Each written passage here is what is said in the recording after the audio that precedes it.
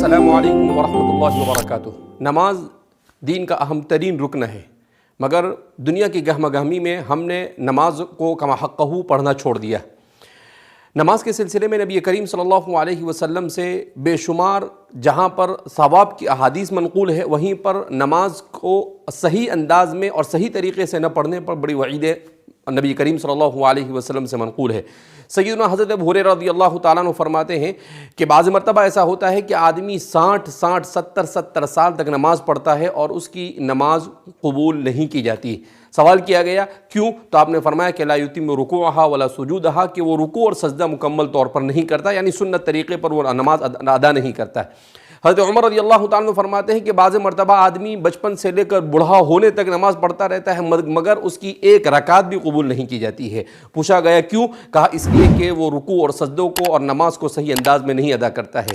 بعض روایتوں میں نبی کریم صلی اللہ علیہ وسلم نے اس پر یہ وعید بیان فرمائی ہے کہ نماز کا نہ پڑھنا گویا کہ اپنے آپ کو اسلام سے نکال دینا ہے۔ من ترک الصلاۃ متعمدا فقد کفر، جس نے نماز کو جان بوجھ کے چھوڑ دیا وہ اسلام سے نکل گیا۔ تو نبی کریم صلی اللہ علیہ وسلم نے یہ بھی فرمایا کہ صلو کما رأیتمونی اصلی، کہ تم نماز ایسے ہی پڑھو جیسا کہ مجھے نماز پڑھتے ہوئے دیکھو۔ تو نبی کریم صلی اللہ علیہ وسلم کے نماز کے طریقے کو حضرات صحابہ کرام رضوان اللہ تعالیٰ عنہم اجمعین دیکھتے تھے اور اسی کے مطابق نماز ادا کیا کرتے تھے۔ تو اس لیے ہم انہی احادیث کو سامنے رکھ کر یہ کوشش کرنے جا رہے ہیں کہ جیسے ہم نے اس سے پہلے نماز کے پروگرام کو تفصیل کے ساتھ بیان کیا تھا، اب اس وقت مختصر انداز میں ہم نماز کے طریقے کو بیان کرنے جا رہے ہیں تاکہ ہمارا ہر مسلمان نماز کو سنت طریقے کے مطابق ادا کرنے کا عادی بن جائے۔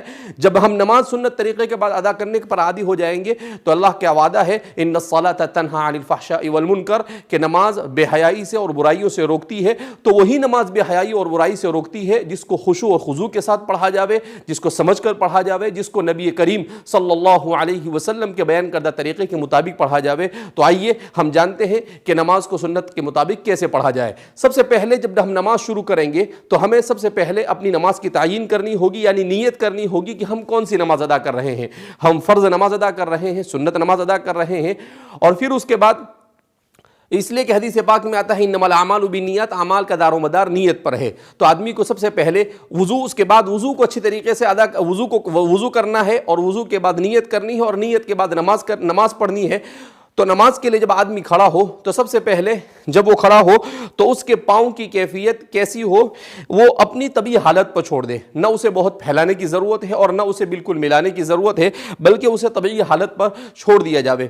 اس کے بعد جب نماز ہم شروع کریں گے تو سب سے پہلے ہاتھ اٹھا کر ہم نماز کا آغاز کرتے ہیں۔ تو جب ہاتھ اٹھایا جاتا ہے تو عام طور پر ہمارے یہاں بعض حضرات اس طریقے سے ہاتھ اٹھا کر لیتے ہیں، بعض حضرات کان پکڑ کر کرتے ہیں، لیکن اس کا صحیح طریقہ یہ ہے کہ نماز کے لیے ہاتھ اٹھائے جائے۔ کہاں تک ہاتھ اٹھائے جائے؟ کانوں کی لو تک، وہاں پر لگانے کی ضرورت نہیں، اس کے محاذات میں، اور کوشش ہی کی جائے کہ دونوں ہاتھ قبلے کے رخ، اس کا رخ قبلے کی طرف ہو۔ اس طرح سے آپ اپنی نماز کو اور اپنی نگاہوں کو سجدے کی جگہ پر رکھیں تاکہ آپ کی نماز میں یکسوئی آ سکے۔ اس طرح سے آپ اپنی نماز کو شروع کریں گے۔ اپنے ہاتھوں کو اس طرح سے اپنے انگوٹھے اور اپنی یہ آخری انگلی سے حلقہ لگا کر اسے اس طرح سے آپ اس کو گویا کہ پکڑ لیں گے پہنچے کے پاس، اور پھر اس کے بعد اسے آپ یہاں پر رکھ دیں گے۔ پھر اس کے بعد جب اس میں دعا پڑھی جاتی ہے سبحانک اللہم وبحمدک وتبارک اسمک وتعالی جدک ولا الہ غیرک، جس آدمی نماز کا آغاز کر رہا ہے تو نماز کا اس کو معنی بھی معلوم ہونے چاہیے۔ جیسے اللہ اکبر کہا تو اس کے معنی اللہ سب سے بڑا ہے، اس لیے کہ انسان کے ذہن میں یہ ہے کہ بڑی چیز کی عبادت کی جاوے تو اللہ سب سے بڑا ہے، اللہ اکبر من کل شیء، یعنی دنیا میں کوئی چیز ظاہری معنوی ہر اعتبار سے اگر کوئی بڑی چیز ہو سکتی ہے، بڑی ہستی ہو سکتی ہے تو وہ صرف اللہ ہے۔ تو اس تصور کے ساتھ آدمی اللہ اکبر کہے۔ پھر اس کے بعد جب ثنا پڑھے تو اس وقت بھی آدمی پڑھے سبحانک اللہم، اے اللہ تیری ذات پاک ہے، وتبارک اسمک، تیرے اسما بڑے بابرکت ہیں، وتعالی جدک، اور تیری شان بڑی بلند اور بڑی عالی ہے، وَتَعَالَى جَدُّكَ وَلَا إِلَٰهَ غَيْرُكَ، اور تیرے علاوہ کوئی عبادت کے لائق نہیں ہے۔ تو گویا مکمل توحید کا درس دیا گیا ہے۔ جب نماز آدمی شروع کرے تو اس کے ذہن و دماغ کے اندر میں توحید کا تصور آنا چاہیے کہ ایک اللہ کے علاوہ کوئی عبادت کے لائق ہو سکتا نہیں ہے۔ اور پھر اس کے بعد وہ سورہ فاتحہ کو شروع کرے گا تو اس وقت بھی وہ کوشش کرے سورہ فاتحہ کو ہم لوگ اس کو سمجھنے کی کوشش کریں کہ اللہ اس صورت میں کیا کہنا چاہتے ہیں۔ پورے قرآن کا خلاصہ، پوری جتنی شریعتیں دنیا میں نازل ہوئی ان تمام شریعتوں حقیقتوں کا خلاصہ اس صورت میں بیان کیا گیا ہے، مگر افسوس کہ ہم اس کو سمجھنے کی کوشش نہیں کرتے ہیں۔ انشاءاللہ ہم ایسا پروگرام پیش کرنے کی کوشش کریں گے جس میں نماز میں پڑھی جانے والی تمام صورتوں کو سمجھایا جائے گا۔ پھر اس کے بعد اس میں ضم صورت پڑھی جائے گی، یعنی جو بھی صورت آپ کے لیے سہولت کے ساتھ ہو اس صورت کو پڑھیں گے، اور پھر اس کے بعد آپ رکوع میں جائیں گے۔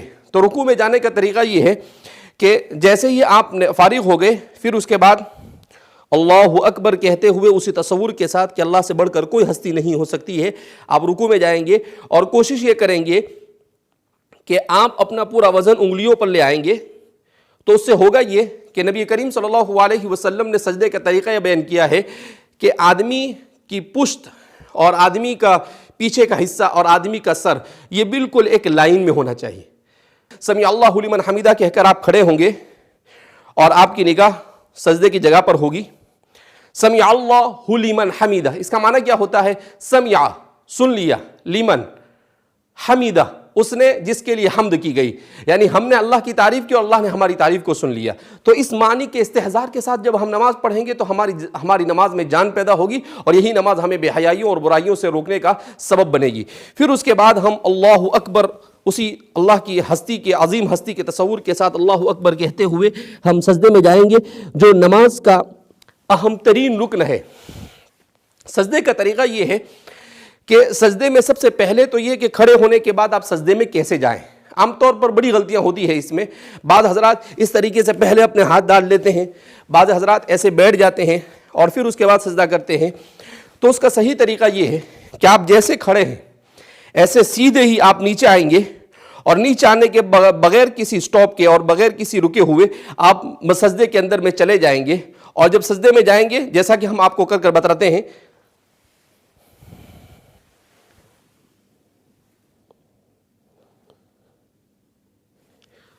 سجدے میں عام طور پر غلطیاں یہ ہوتی ہے کہ بعض حضرات اس طریقے سے اپنے ہاتھوں کو رکھتے ہیں، یہ نبی کریم صلی اللہ علیہ وسلم نے اسے مکروہ کہا ہے، یعنی یہ عمل پسند نہیں کیا گیا۔ اسی طریقے سے بعض حضرات اپنے ہاتھوں کو ایسا بچھا دیتے ہیں، تو اس عمل کو بھی پسند نہیں کیا گیا ہے۔ تو سجدہ کیسے کیا جاوے کہ اپنے دونوں کوہنیاں یہ آپ کے گھٹنوں سے دور ہونی چاہیے، اور آپ کے یہ جو حصہ ہے ہاتھ کا، یہ دونوں ہاتھ کا حصہ یہ زمین سے اٹھا ہوا ہونا چاہیے، اور آپ کی پیشانی اور آپ کی ناک یہ زمین پر ٹکی ہوئی ہونی چاہیے۔ اس طرح سے جب آپ سجدہ کریں گے تو یہ سنت کے مطابق سجدہ ہوگا۔ ام المؤمنین عائشہ صدیقہ رضی اللہ تعالیٰ عنہ فرماتی ہے کہ آپ جب سجدہ کرتے تھے تو اتنی جگہ ہوتی تھی کہ ایک بکری کا چھوٹا سا بچہ وہاں سے گزر سکتا ہے۔ تو اسی انداز میں ہم سجدہ کرنے کی کوشش کریں، تھوڑا سا ہم فاصلہ رکھیں گے اور اپنی پیشانی، اور اس کو اس لیے کہا جاتا ہے، فقہاء نے لکھا ہے کہ اگر ہماری ناک اور پیشانی دونوں میں سے کوئی ایک چیز اگر سجدے میں نہیں رہتی ہے اور ہمارے پاؤں بھی اٹھ جاتے ہیں تو اس صورت میں ہماری نماز فاسد ہو جاتی ہے، نماز صحیح ہو سکتی نہیں ہے۔ اس لیے حدیث میں آتا ہے کہ بندہ جب سجدے میں ہوتا ہے تو گویا کہ اس کا سر اللہ کی گود میں ہوتا ہے۔ سب سے زیادہ بندہ اللہ کے قریب اس وقت ہوتا ہے جب وہ سجدے میں ہوتا ہے۔ اسی لیے اگر آدمی عربی جانتا ہے تو اسے سجدے کے اندر میں دعائیں مانگنی چاہیے۔ بعض حضرات نے لکھا ہے کہ سجدے میں کی جانے والی دعا کو اللہ کبھی بھی رد نہیں کرتا ہے، اس لیے کہ جب بندہ بالکل اللہ کے قریب ہوتا ہے اور اللہ سے مانگتا ہے تو ظاہر سی بات ہے کہ اللہ رب العزت اس کو کیسے اپنے دربار سے خالی ہاتھ چھوڑ سکتے ہیں۔ تو سجدے میں، اور عام طور پر یہ ہے کہ ہم سبحان ربی الاعلیٰ پڑھتے ہیں، اس کا معنی بھی ہمیں سمجھنا چاہیے، پاک ہے وہ ذات جو بڑی بلند ہے۔ اللہ رب العزت کی پاکی کو بیان کیا جا رہا ہے، اور بھی سجدے کی بہت ساری دعائیں نبی کریم صلی اللہ علیہ وسلم سے منقول ہے۔ آپ صلی اللہ علیہ وسلم سے منقول ہے کہ آپ صلی اللہ علیہ وسلم سجدے میں پڑھا کرتے تھے، اللہم اغفر لی ذنبی کلہ دقہ و جلہ کبیرہ و صغیرہ علانیتہ و سرہ، کہ اللہ رب العزت میرے گناہوں کو معاف فرما دے، چاہے چھوٹا ہو چاہے بڑا ہو، چاہے کس طرح کا بھی گناہ ہو، میرے تمام گناہوں کو معاف فرما۔ اب ظاہر سی بات ہے، بندہ جب اللہ کے اتنے قریب ہوگا اور اللہ اگر اس کے گناہوں کو معاف کریں گے تو اس بندے کے لیے اس سے بڑی اور کیا سعادت ہو سکتی ہے۔ اور بھی بہت ساری دعائیں نبی کریم صلی اللہ علیہ وسلم سے منقول ہے، جو انشاءاللہ آپ کو اسی پروگرام کے اندر میں آپ کو دعائیں بتائی جائے گی، اس کو لکھ کر ہم انشاءاللہ پیش کرنے کی کوشش کریں گے اس کے ترجمے کے ساتھ۔ اس کے بعد سجدے کے بعد جب بیٹھا جاتا ہے اس کو جلسہ کہا جاتا ہے۔ دو سجدوں کے درمیان جو بیٹھتے ہیں اسے جلسہ کہا جاتا ہے۔ جلسے میں جب بیٹھتے ہیں تو یہ وقت بھی اللہ کے بڑے تقرب کا وقت ہوتا ہے، اسی لیے نبی کریم صلی اللہ علیہ وسلم اس وقت میں دعا سکھائی آپ صلی اللہ علیہ وسلم نے، اللہم اغفر لی وارحمنی وعافینی وہدینی وارزقنی وجبرنی۔ اس میں سب کچھ آ گیا دنیا اور آخرت کی تمام بھلائیاں آ گئی، تو ہمیں اس دعا کا بھی اہتمام کرنے کی کوشش کرنی چاہیے، اس لیے کہ جب بندہ دو سجدوں کے درمیان ہوتا ہے تو اللہ رب العزت اس کو اس وقت بندے کی طرف بہت زیادہ متوجہ ہوتا ہے، اور اللہ رب العزت اس کی ہر دعا کو قبول کرتے ہیں۔ لہذا اس بنا پر اس دعا کو بھی ہمیں سیکھنے کی کوشش کرنی چاہیے۔ اس کے بعد جب سجدے سے کھڑے ہو تو سجدے سے کھڑے ہونے میں بھی ہم بڑی کوتاہیاں کرتے ہیں۔ ضرورت اس بات کی ہے کہ سجدے سے کھڑے ہونے کے طریقے کو معلوم کر لیں۔ اس طرح سے سجدے سے کھڑے ہو،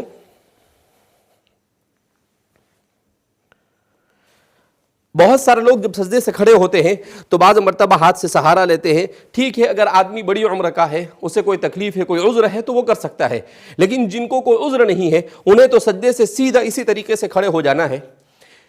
اسی لیے فرماتے ہیں کہ سنت طریقے کے مطابق اگر آدمی نماز پڑھتا ہے تو بے شمار ہڈی کی بیماریوں سے بھی اللہ اس کی حفاظت فرماتے ہیں، بے شمار خون کی بیماریوں سے بھی اللہ اس کی حفاظت فرماتے ہیں۔ آج کی سائنس نے ان تمام چیزوں کو تسلیم کیا ہے، تو دنیا آخرت کا ثواب تو ملنا ہی ہے، دنیا کی بھلائیاں اور سعادتیں بھی ملنی ہی ہیں، اور اسی کے ساتھ ساتھ اللہ رب العزت نماز کی اس برکت سے ہمیں صحت کی بھی بہت ساری نعمتوں سے مالا مال اللہ رب العزت مالا مال کریں گے اگر ہم نے سنت طریقے کے مطابق نماز پڑھی۔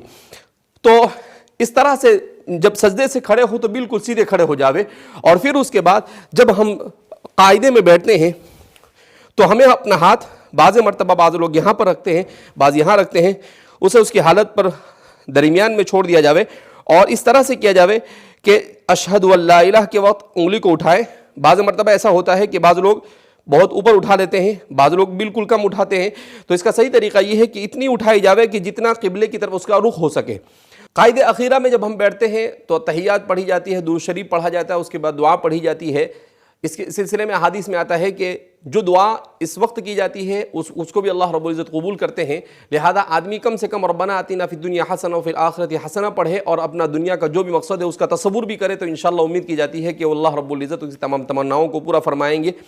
اس کے بعد جب سلام پھیرا جاتا ہے تو عام طور پر ہم کوتاہی کرتے ہیں کہ بعض حضرات اس طرح سے سلام پھیرتے ہیں، پوری دنیا کو دیکھتے رہتے ہیں۔ ضرورت اس بات کی ہے کہ سلام جب پھیرا جائے تو ہم اپنی نگاہوں کو اپنے کاندھوں پر رکھیں اور اس طریقے سے سلام پھیریں، السلام علیکم ورحمۃ اللہ۔ اس کا مطلب ہوتا ہے سلامتی ہو میرے ان تمام بھائیوں کی طرف جو میرے اس جانب ہے، اور ان فرشتوں کی طرف جو اس جانب ہے، السلام علیکم ورحمۃ اللہ۔ اس کا مطلب یہاں پر بھی تو اس طرح سے نماز کے وقت کوشش یہ ہونی چاہیے کہ آدمی نماز پڑھتے وقت اپنی نگاہوں کی بھی اچھی طرح سے حفاظت کرے، اپنی نگاہوں کو جہاں پر رکھنا ہے وہیں پر رکھے۔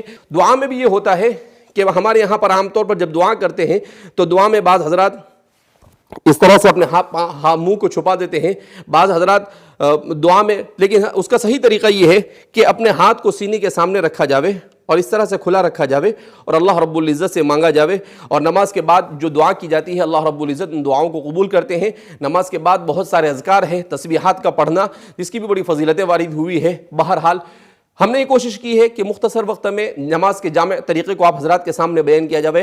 امید کی جاتی ہے کہ آپ حضرات اس کی طرف توجہ دیں گے اور رمضان مبارک کے اس مقدس مہینے میں اسی انداز میں نماز کو پڑھنے کی کوشش کریں گے۔ اگر آپ کو اس سلسلے میں کوئی سوال بھی کرنا ہو تو آپ سوال کر سکتے ہیں، انشاءاللہ آپ کو سنت کے مطابق نماز پڑھنے کے سلسلے میں جتنا بھی تعاون ہو سکتا ہے ہم انشاءاللہ کرنے کے لیے تیار ہیں۔ اللہ رب العزت ہمیں نبی کریم صلی اللہ علیہ وسلم کی سنت کے مطابق نماز کا اہتمام کرنے کی اور نماز پڑھنے کی توفیق مرحمت فرمائے، اور دنیا اور آخرت کی سعادتوں سے ہم سب کو اللہ بہرور فرمائے۔ والسلام علیکم ورحمۃ اللہ وبرکاتہ۔